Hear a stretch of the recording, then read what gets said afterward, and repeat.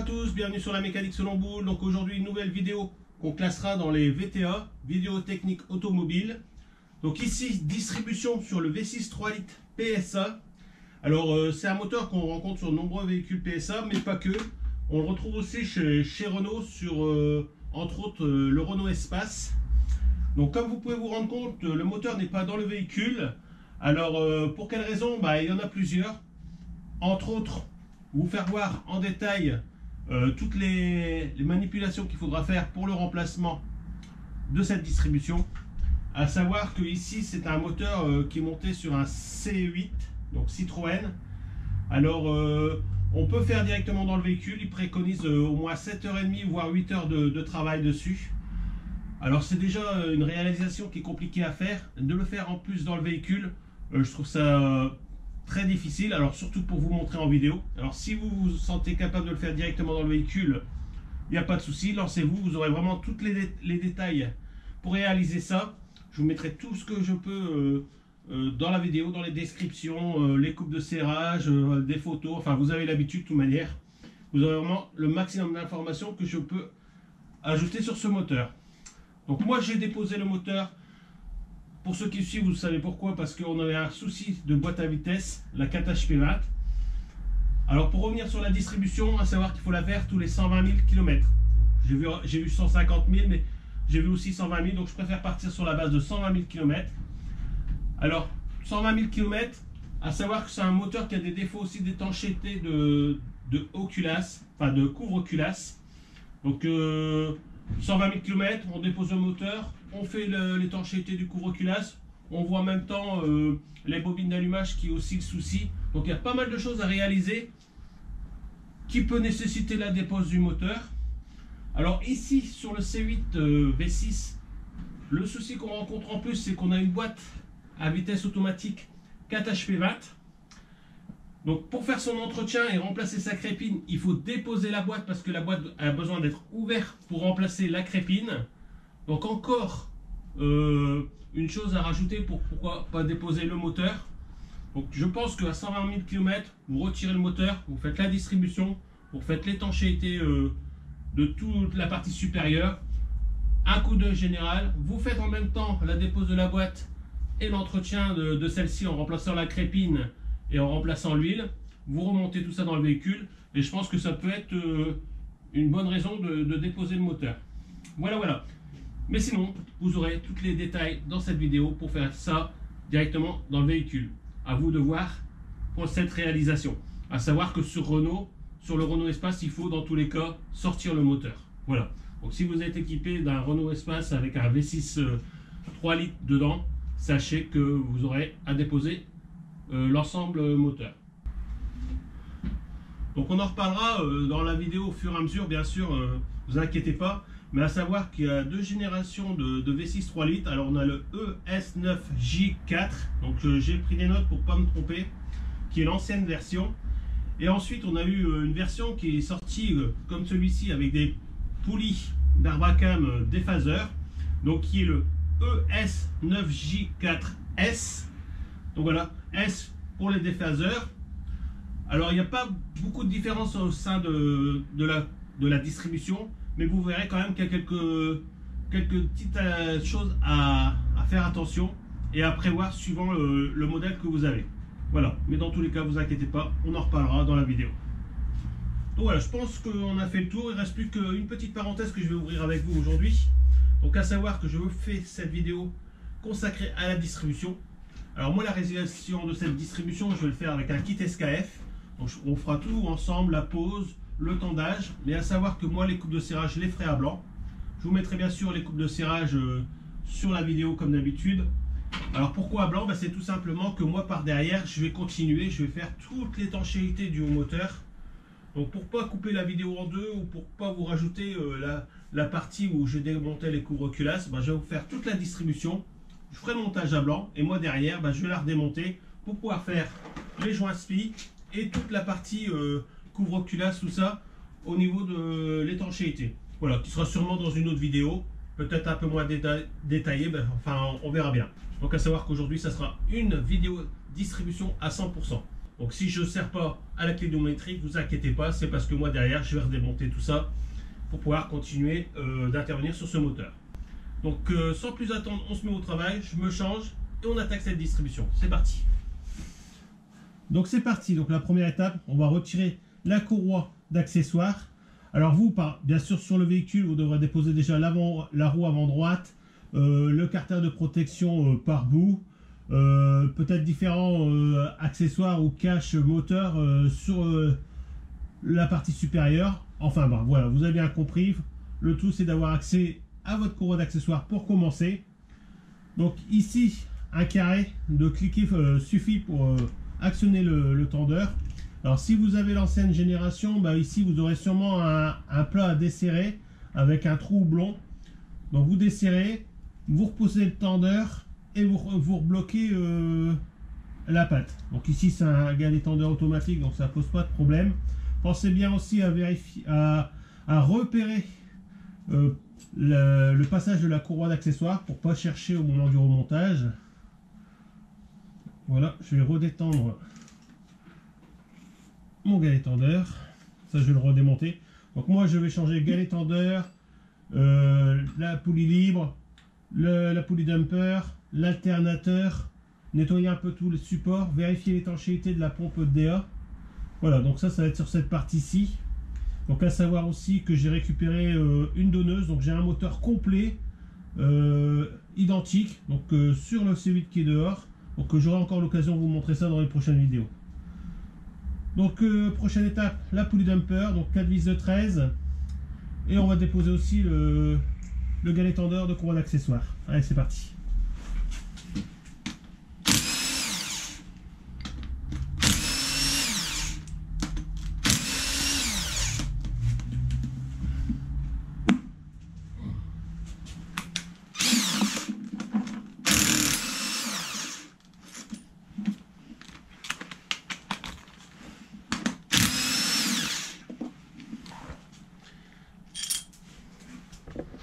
Donc je vous montre vite fait, pensez bien à préparer aussi différentes petites boîtes qui vont recevoir vos vis, vos différentes pièces. Ça permettra de vous y retrouver plus facilement au moment du remontage. Parce que bon voilà, pour faire une distribution comme celle-ci, vous allez démonter quand même pas mal de vis. Je pense déjà rien que sur les carters en plastique, donc je vais les compter. Je vous dirai exactement combien il y a de vis. Surtout les carters plastiques, comme ça, si vous êtes sur le véhicule, ça sera plus simple pour vous y retrouver en vous demandant si vous avez bien enlevé toutes les vis, tout ça. Donc je vous afficherai ça à l'écran.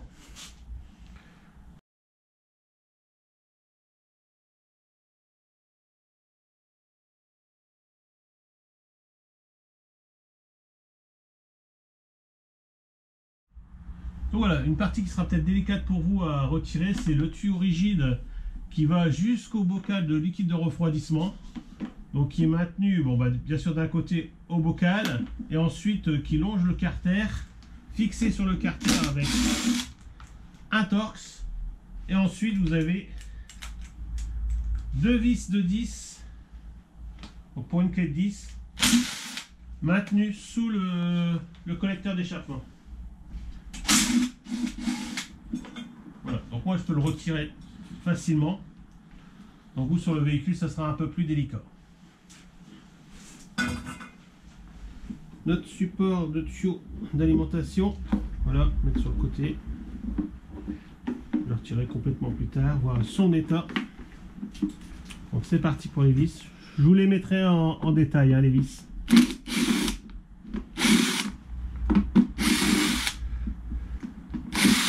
Alors j'utilise une visseuse à choc pour le carter ici.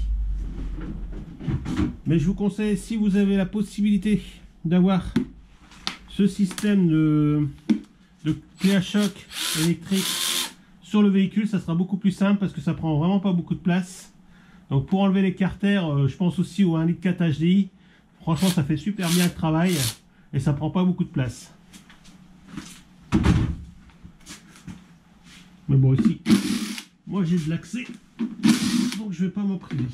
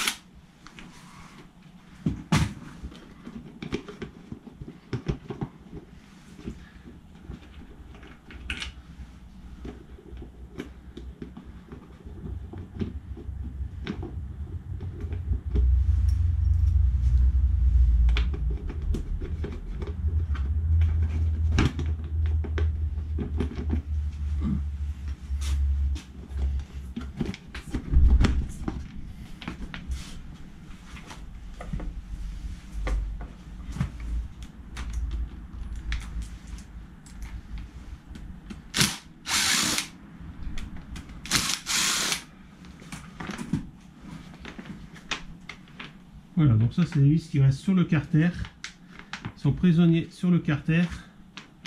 Donc cherchez pas à les démonter complètement.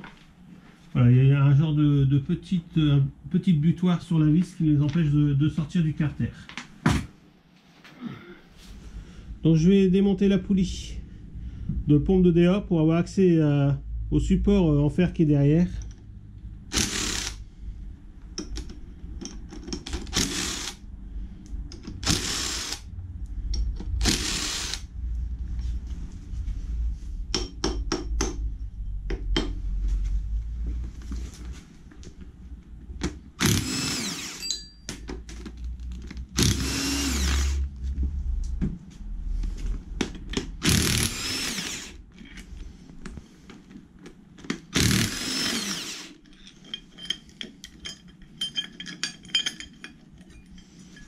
Donc voilà les copains, ça y est, la courroie de distribution est à nu.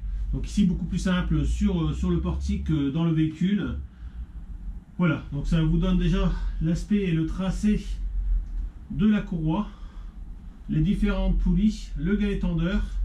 Alors qui peut être différent si vous avez la première version moteur, si la courroie de distribution n'a jamais été faite, vous avez la possibilité de rencontrer un autre galet tendeur. Alors, à savoir que l'ancien galet tendeur à rouleau, si je ne me trompe pas, n'est plus commercialisé. Il sera remplacé automatiquement par ce galet tendeur là. Alors, n'ayez pas peur si vous voyez que dans votre colis de kit distribution, le galet tendeur est différent. Si vous avez l'ancien modèle, c'est automatiquement un changement de référence. Donc, vous aurez ce tendeur là. Ce qui va pas falloir peut-être faire attention, c'est à la pompe à eau, donc ça on verra au moment du démontage, parce qu'il peut avoir sur l'ancien diamètre du 75, donc la pompe à eau qui faisait 75 de diamètre, et qui passait après sur les autres modèles à 65. Donc voilà, c'est la petite différence que vous allez pouvoir rencontrer aussi à ce niveau-là. Donc voilà les amis, prochaine étape, ça va être de piger la distribution. Alors qu'à savoir sur ce modèle-là, il faudra 5 piges. Alors on est sur des piges de diamètre 8, donc du 8 mm de diamètre. Alors vous pouvez utiliser ce que vous voulez.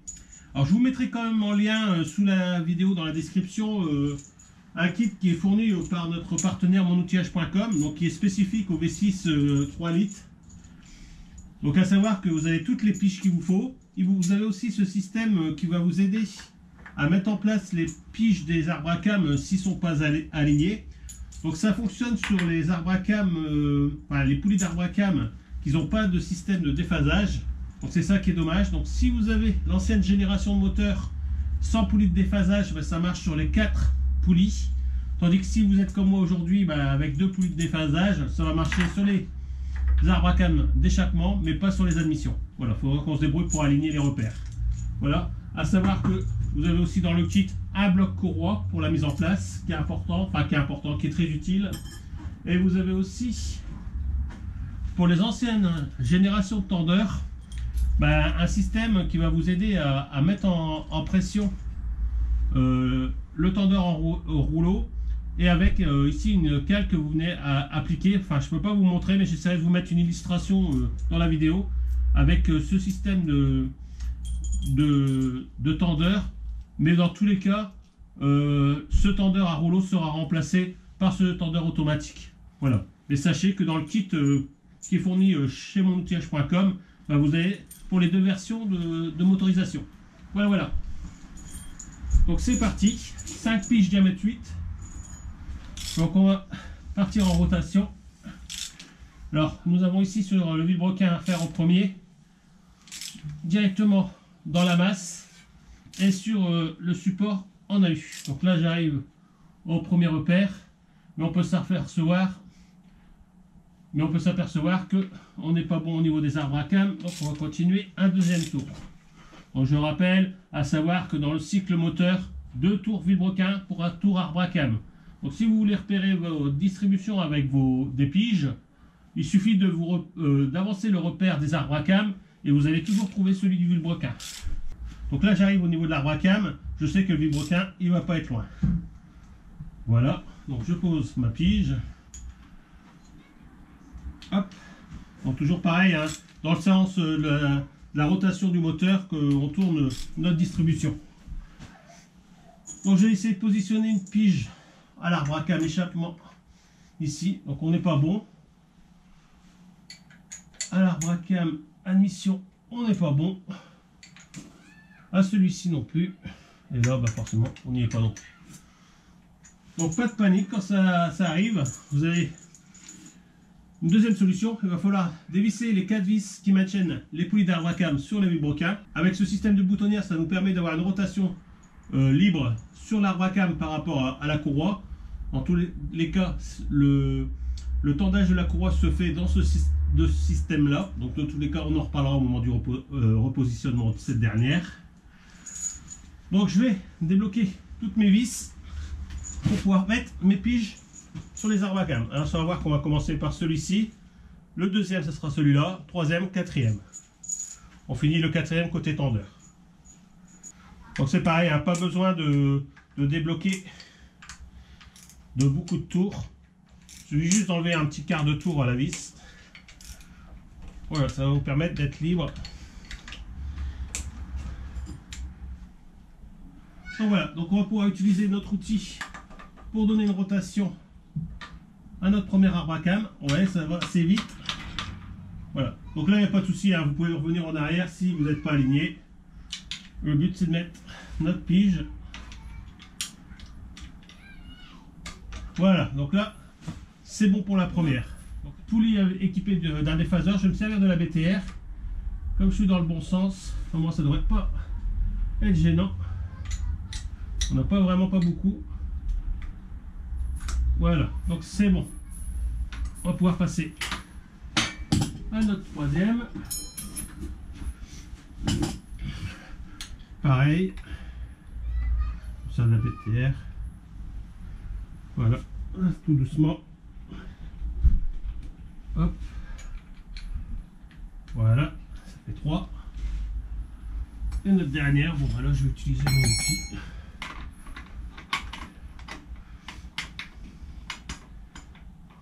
S'il veut bien rentrer.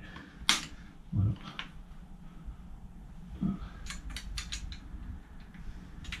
Voilà. Voilà, tous nos éléments de distribution épigés, vilebrequin et nos 4 arbres à cam. Donc à partir de là, on va pouvoir démonter notre tendeur pour pouvoir retirer la courroie. Voilà, allez, c'est parti.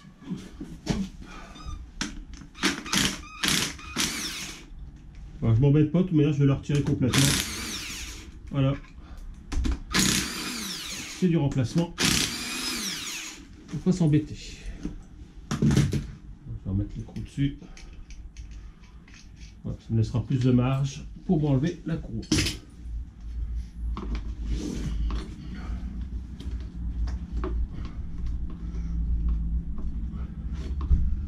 Hop. Là on l'enlève avec le galet, c'est encore plus simple. Voilà.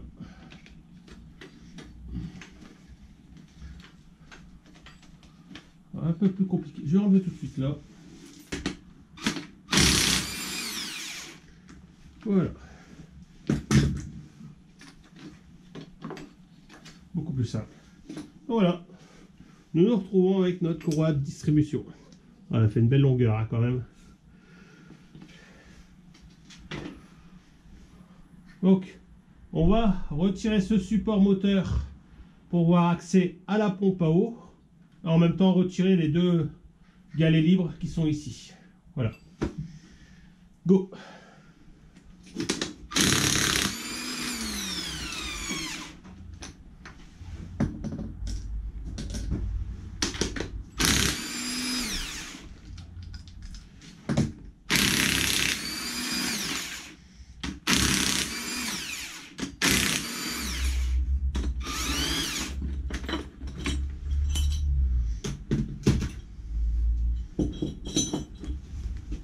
Donc voilà, il nous reste plus que notre pompe à eau.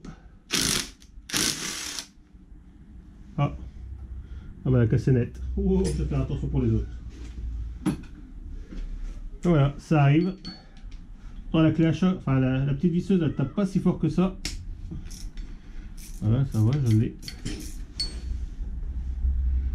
Une autre là. Voilà, là par contre, un peu plus dur. Ah, fait. Hop.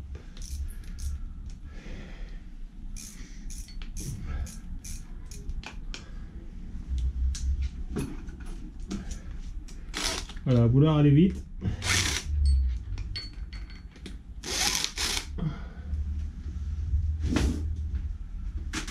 Je sais pas s'il faut enlever celle-ci ou si je vais l'enlever quand même. Je vais le faire manuellement aussi parce que je ne vais pas prendre de risque. On a déjà assez comme ça.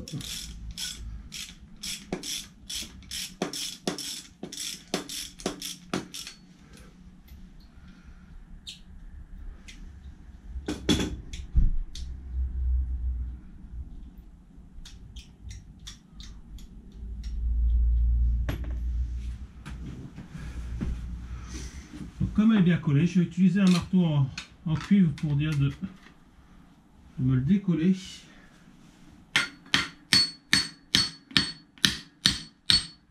Alors, bien sûr, comme on change la pompe à eau, hein, c'est pas dramatique qu'on tape dessus, vous voyez.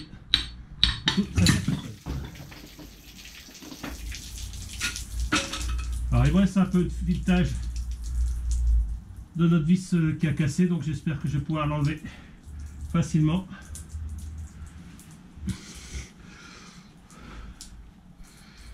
Donc je vais sûrement venir y souder un petit écrou dessus pour pouvoir l'extraire.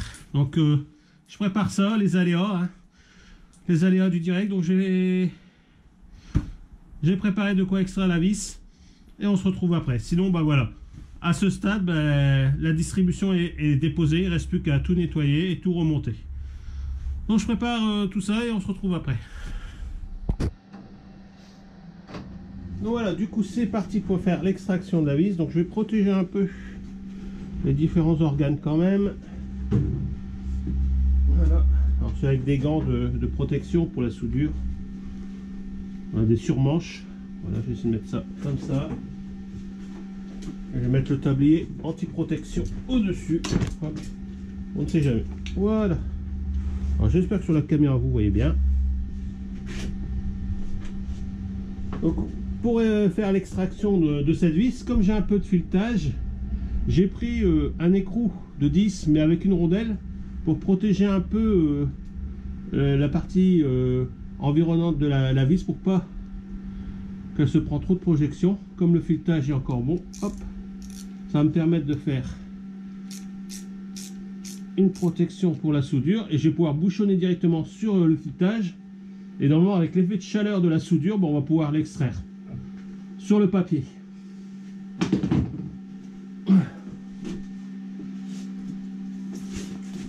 Donc sur le restant je vais mettre de l'anti-stick. C'est juste pour éviter que on a des projections qui viennent se coller sur l'alliage. Hop, un petit coup de masse. Voilà, c'est parti.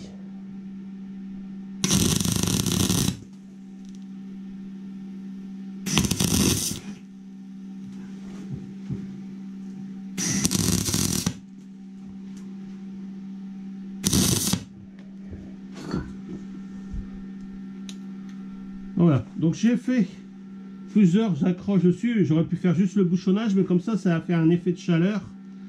Donc je pense que ça devrait le faire.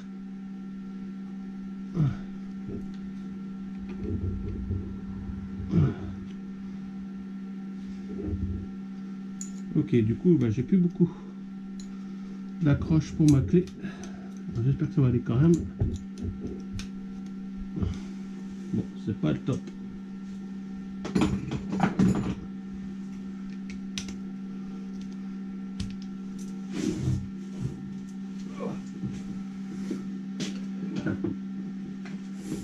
J'ai mis un peu trop de soudure.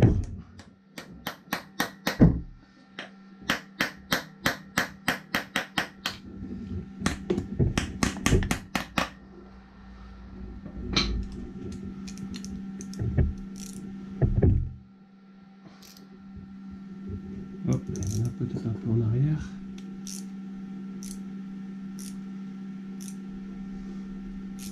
Voilà, faire travailler vraiment dans les deux sens. Peut-être mettre un coup W40. Voilà, on est vraiment juste au niveau de la soudure parce que la soudure elle a carrément enveloppé notre écrou. Alors pour mettre la clé, bah, il ne me restait pas grand chose. Mais bon voilà, on s'en tire bien. On s'en tire bien. Voilà, je vais prévoir après. Il n'y a vraiment pas grand chose pour s'accrocher. Donc peut-être prendre un écrou plus gros, peut-être j'aurais dû partir sur peut-être du 8. De toute façon, mais j'avais peur que la soudure part à l'intérieur et vienne endommager l'alliage. Donc là on est juste, mais ça a fonctionné. Voilà, donc faites attention si vous devez réaliser cette opération. Donc prochaine étape pour moi, je vais nettoyer tout le plan de joint au niveau de la pompe à eau, repositionner la pompe à eau, on mettra la courroie et après on mettra les caches. Voilà. Puis moi bien sûr derrière dans la prochaine vidéo, je ferai l'étanchéité du moteur.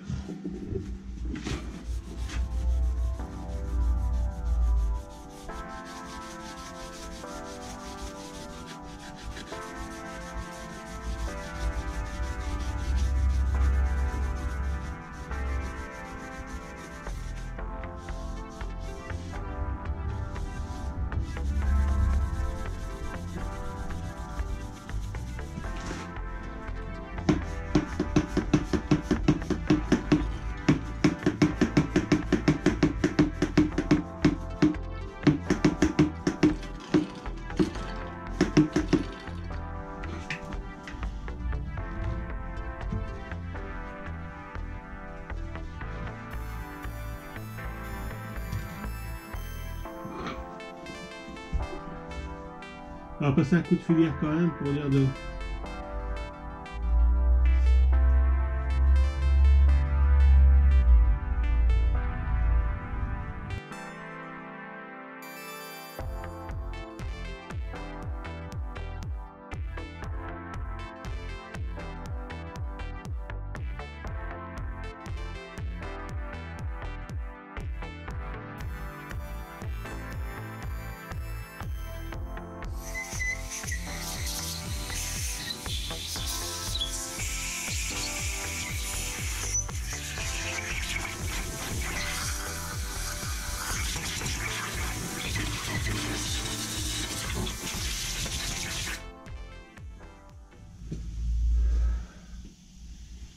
Donc voilà, c'est parti pour le repositionnement de la pompe à eau. Alors moi je vais faire le montage à la graisse, vu que c'est un joint torique. Donc pas besoin de pâte à joint. Voilà, hop, ça va l'aider à glisser et à se positionner. Un peu comme les distributions, enfin les pompes à eau de 2 litres Volkswagen. Voilà, hop.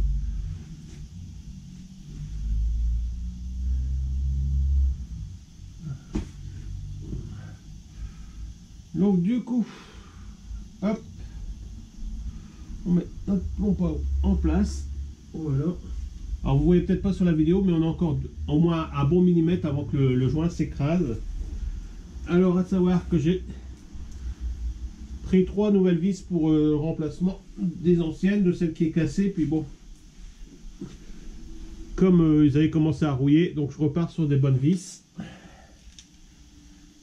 Voilà.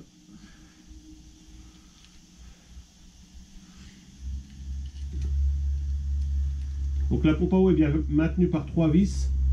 La quatrième n'était pas obligée d'être démontée. Alors quand je dis la quatrième, bah, c'est celle-ci, voilà, qui se met là.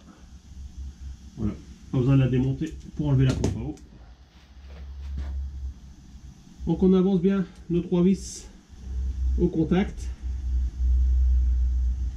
Voilà.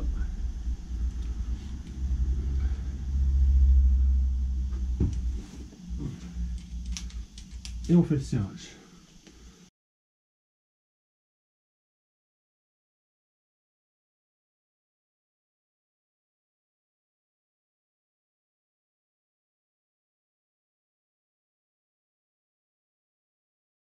De toutes les vis, je vous mettrai tout dans la vidéo au fur et à mesure. Voilà. Comme ça, vous aurez les couples de serrage précis. Donc voilà, vous pouvez faire monter vos vis au loctite si vous voulez, Vous pouvez aussi mettre de la pâte à joint sur la pompe si vous voulez être sûr. Voilà. Donc moi, en ce qui me concerne, de toute manière, tout va être démonté. Donc pour l'instant, je laisse ça comme ça. On va monter les deux galets libres. Donc voilà, pareil, hein, vous pouvez les monter au frein à filet si vous voulez.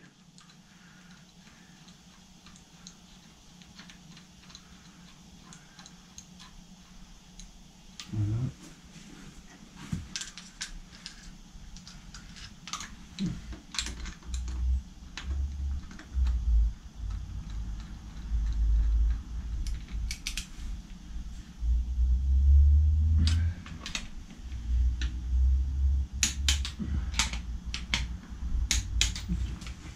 Voilà.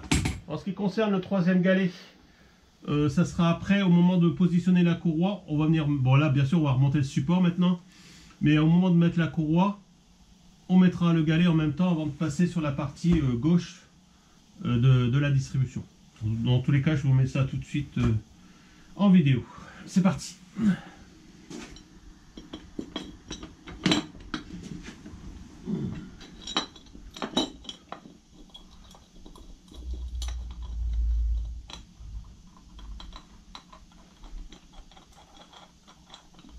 Pareil, hein, vous pouvez toujours mettre un peu de loctite dessus, frein à filet. Enfin, loctite c'est une marque, donc du frein à filet, du bleu, pas au-dessus, pas du rouge, pas du vert, surtout une petite goutte de bleu. Bon, voilà, c'est de la visserie qui a du kilométrage, donc je pense que ça peut pas lui faire du mal.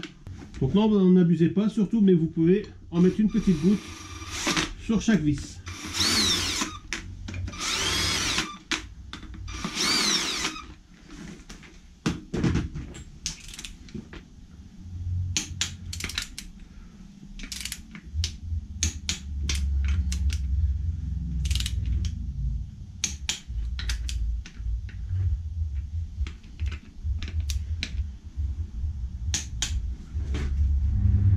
Donc voilà, tout est prêt pour le repositionnement de notre courroie de distribution. Donc elle est prête sur le dessus. J'ai préparé ici mon galet enrouleur qui va venir là au moment qu'on va passer du côté gauche du moteur. J'ai mon bloc courroie pour le positionnement. Je m'assure que toutes mes poulies sont bien embutées dans le sens de rotation du moteur. Donc là, je vais commencer par positionner mon galet tendeur. Alors, à savoir qu'il y a une petite astuce. Bien sûr, vous assurez qu'il est débloqué. Vous avez vu, vous avez un trou houblon et vous avez un carré pour mettre un cliquet. Donc, on va faire la mise en place de seulement 2 vis. Voilà, une vis ici qui va nous servir d'axe de rotation. Et on va venir mettre la deuxième au niveau de la boutonnière. Voilà, comme ça, ça va nous permettre de mettre déjà le galet un petit peu en retrait. Et au moment de passer notre courroie, on pourra déjà l'assembler. Et après, pour mettre la troisième vis, on se servira du cliquet. Vous allez voir. Et ça va nous permettre de faire déjà une pré-tension. Voilà. Plutôt que mettre le galet en position tout de suite, vous allez être trop juste pour mettre votre courroie. Donc c'est un petit truc qu'ils ont fait. Je trouve ça pas mal. Donc je vous fais voir vite fait. Voilà. À ce moment-là, nous on va faire une petite... Et ça va venir appliquer déjà en pré-contrainte sur la courroie. Et en fond de boutonnière, ça nous laisse déjà un petit peu plus de marge pour positionner notre courroie. Surtout sur le véhicule. Donc c'est parti. Donc on s'assure que l'inscription est bien face à nous. Voilà. On positionne classique la courroie sur le vilebrequin.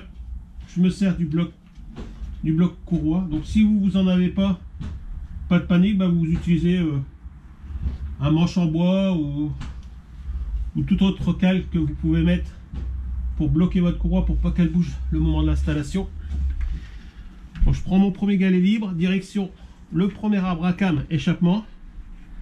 Voilà, donc mes boutonnières sont embutées, donc je vais venir un petit peu décrocher en arrière pour dire de ne pas être embuté sur la boutonnière. Voilà, donc j'exerce une tension et je vois bien que je suis centré par rapport à la boutonnière. Voilà, donc il ne faut pas avoir plus d'une dent de rotation par rapport à l'entraxe de la boutonnière. Sinon vous allez être forcément embuté d'un côté, ou alors si vous ne le faites pas assez, vous serez embuté de l'autre. Bon, je reviendrai après dessus. Direction l'arbre à cam. Donc pareil, si je vois que je suis trop embuté, je reviens un petit peu en arrière. Voilà. Une petite contrainte, on voit bien qu'on est plus ou moins centré. C'est très important, sinon vos vis vont être embutées. Et s'ils sont embutés de boutonnière, vous allez devoir recommencer. Donc je mets mon galet libre. Pas besoin de le serrer tout de suite, hein, on le met contre.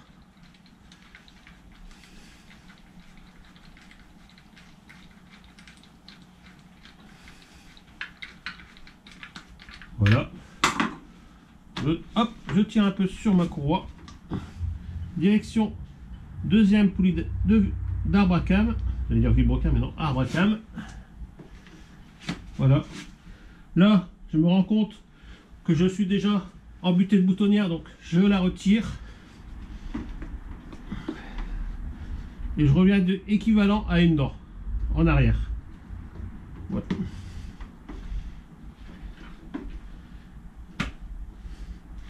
Toujours pas bon, je recommence. C'est vraiment important, sinon vous allez devoir tout recommencer, donc autant le faire tout de suite au moment du placement de la courroie. Voilà, là je suis plus ou moins centré à la boutonnière. Direction notre arbre à cam, échappement, le dernier. Donc pareil, bien faire attention que je ne suis pas trop loin au niveau des boutonnières. Je mets la poulie libre au niveau du vilebrequin. Je prends ma pompe à eau et je viens finir sur mon galet tendeur. Voilà. Donc vous avez vu, c'est très important du coup de ne pas mettre tout de suite la vis. Ça m'a permis de mettre ma courroie en place sans devoir déjà jouer avec le galet tendeur. Donc je peux déjà faire un petit visuel sur mes boutonnières. Donc apparemment ici je suis pas mal. On va s'occuper tout de suite de mettre notre troisième vis. Donc elle est prête. Voilà. Donc du coup vous avez vu, ça fait déjà une contrainte au niveau de la tension de la courroie.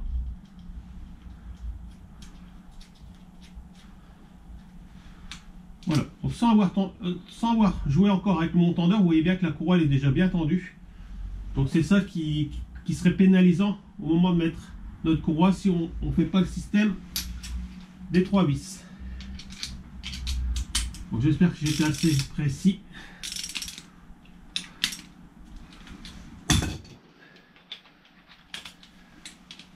Bien vous assurer aussi que votre écrou est desserré. Voilà. Donc là on va pouvoir faire notre tension. Donc pour ce faire, je vais retirer mon bloc courroie.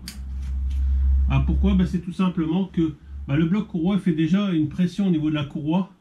Donc ça peut fausser un peu notre tension. Petit carré, 1/8 si je me trompe pas. J'ai toujours du mal avec les carrés. Donc il y a une petite flèche. 100 centi-horaires. Donc vous voyez là j'ai dépassé un peu. Vous faites déjà dépasser un petit peu pour dire d'avoir une petite contrainte plus forte sur la courroie qu'elle se met en place. Vous revenez en arrière, vous alignez votre petit repère. Alors j'avais préparé la clé. Voilà. Donc surtout on n'enlève pas les piges. Hein. Voilà, la courroie se fait avec les boutonnières desserrées et les piges en place. Voilà, donc là je suis bon. Donc maintenant je vais resserrer toutes mes boutonnières. Donc pareil, j'en enlève une au hasard. Alors vous pouvez le faire sur chaque arbre à cam, mais bon visuellement normalement ça se voit. Et je regarde si je ne suis pas embuté de boutonnière. Voilà, donc je ne suis pas embuté. Si vous voyez que vous êtes embuté, c'est-à-dire que la fin de la poulie est directement sur le furetage, il faut recommencer l'opération. Voilà. Vous ne devez pas avoir plus d'une épaisseur de dent dans le décalage de l'axe de la boutonnière. C'est-à-dire que la boutonnière a un centre, bah, vous ne devez pas avoir plus d'une dent de décalage dans un sens ou dans un autre.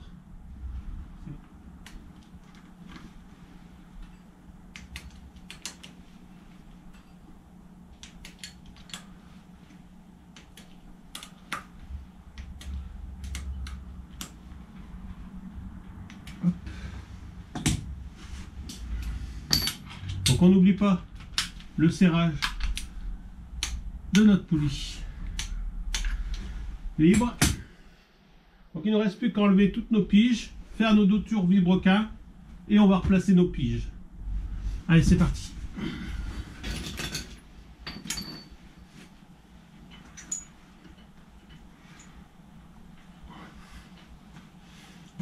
Il faut renfoncer.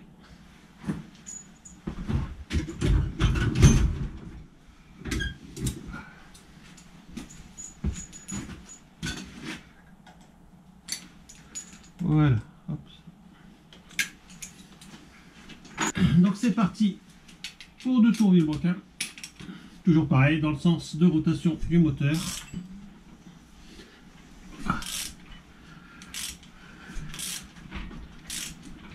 C'est pareil, j'aurais dû enlever les bougies, ça fait un peu de compression.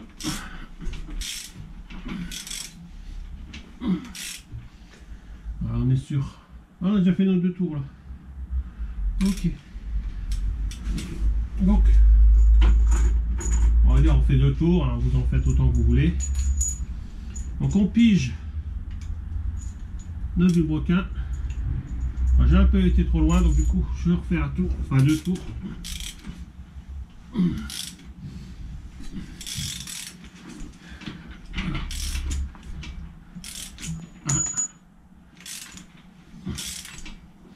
Donc je répète, 2 tours vilebrequin pour 1 tour arbre-à-cam. Voilà.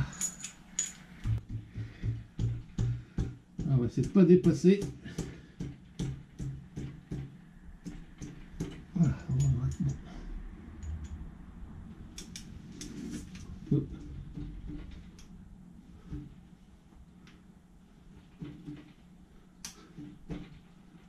Voilà.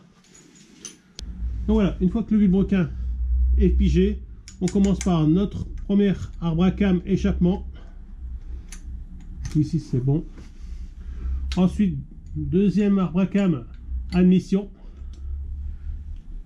Alors, un peu plus de mal à rentrer celui-ci. Ah, voilà. Je passe de l'autre côté. Deuxième arbre-à-cam admission, là ça rentre tout seul. Et notre dernier, l'échappement. Arbre-à-cam échappement, le 4e. Voilà, donc là j'ai juste un point dur. Alors je sais pas si c'est la pige ou alors le trou de pige. J'avais déjà eu du mal à le retirer. Au tendage, on est bon quasiment. Hein. Bon, en tout cas, moi je vais le laisser comme ça vu que dans tout, je dois tout redémonter. Voilà. Donc nos piges sont bonnes. Alors, un peu celle-là que j'ai du mal.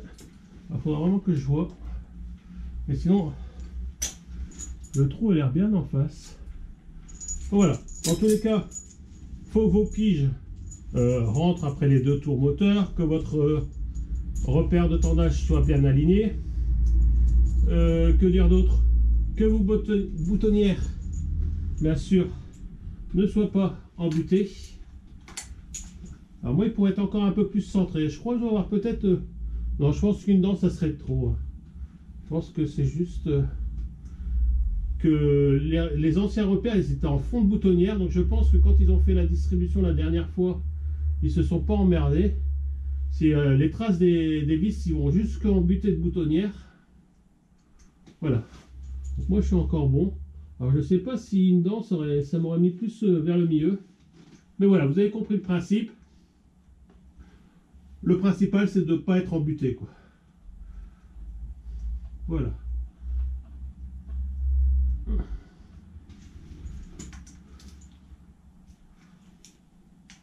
Donc pareil, hein, si vous voulez poser du loctite, une petite goutte suffit, que ce soit sur tous les organes. Donc à partir de là, bien sûr, il ne nous reste plus qu'à repositionner nos différents caches.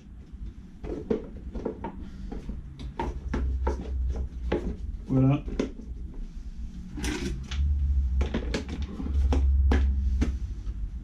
On va mettre notre poulie dumper. Donc moi elle va être remplacée par une neuve, ainsi que tout ce qui est poulie libre, tout ce qui est galet tendeur, alternateur. Donc tout ça on verra ça dans une prochaine vidéo. Dans tous les cas, si vous voulez suivre le projet C8, je vous mettrai une playlist où vous pourrez aller voir tout ce qui concerne le C8. Donc ici, moi, dans la prochaine vidéo, donc ça va mettre un certain temps avant qu'elle arrive, je vais enlever tout le haut moteur, faire toute l'étanchéité du haut moteur, nettoyage, remplacer tous les éléments par les éléments neufs que je viens de vous citer. On fera sûrement aussi l'étanchéité du carter d'huile. Voilà, je vais refaire un petit coup de rénov sur les plastiques. Par contre, j'ai besoin de vous sur un petit détail. Alors, ceux qui connaissent le véhicule ou qui connaissent plus ou moins la technique. Alors, je ne sais pas si c'est d'origine ou pas, mais vous avez vu, il y a un petit joint d'étanchéité au niveau de mes carters. Alors, je ne sais pas si c'est fait maison ou si ça se vend ou si c'est fait avec une certaine pâte. Mais si vous avez des infos sur ce cordon d'étanchéité qui fait au niveau des carters, n'hésitez pas à me lâcher ça dans les commentaires pour pouvoir moi refaire un joint d'étanchéité. Si voilà, ici il tient plus beaucoup et apparemment on peut pas le remboîter. Je pense que c'est un cordon tiré, donc si vous avez des infos là-dessus, n'hésitez pas à me lâcher ça dans les commentaires. Donc voilà les amis, j'espère que ce petit tuto sur le remplacement d'une courroie de distribution sur le moteur V6 3 litres PSA vous a plu. Je vais essayer de mettre les maximum d'informations au niveau des images, au niveau de la vidéo, pour que vous ayez les coupes de serrage, des petites prises de vue, pour vous enrichir un maximum sur ce moteur. Voilà. Prochaine étape, nous, l'étanchéité de tout le haut. Je vais sûrement aussi, pour la première remise en route de ce moteur-là, le redémarrer sans le système gaz. Bon, j'ai un collecteur qui n'est pas percé, qui n'est pas équipé du gaz, donc je vais sûrement monter celui-là. On refera aussi un petit peu l'isolation du faisceau, parce que avec le temps, vous voyez, tout ce qui est Chatterton, enfin protection de faisceau, s'en va, donc je vais refaire tout ça proprement. Je vous ferai une playlist de toute manière spécialement dédiée au C8 V6, donc elle va rentrer dans les VTA, vidéo technique automobile pour la distribution, donc c'est une vidéo que vous retrouverez aussi dans les distributions. Voilà, donc si vous avez des informations sur ce moteur, des techniques où j'ai loupé des choses, c'est possible, n'hésitez pas à laisser ça dans les commentaires sous la vidéo. Voilà, comme ça me permettra d'en reparler à la prochaine. Et sinon, lâchez des pouces, likez un maximum, partagez. N'hésitez pas à aller voir les autres vidéos sur la chaîne. Hein, il y en a des antérieures qui sont vraiment pas mal, donc n'hésitez pas à aller faire un petit tour. Voilà, sinon nous on se dit tout simplement à très bientôt sur la mécanique selon boule pour d'autres vidéos. Allez, à bientôt.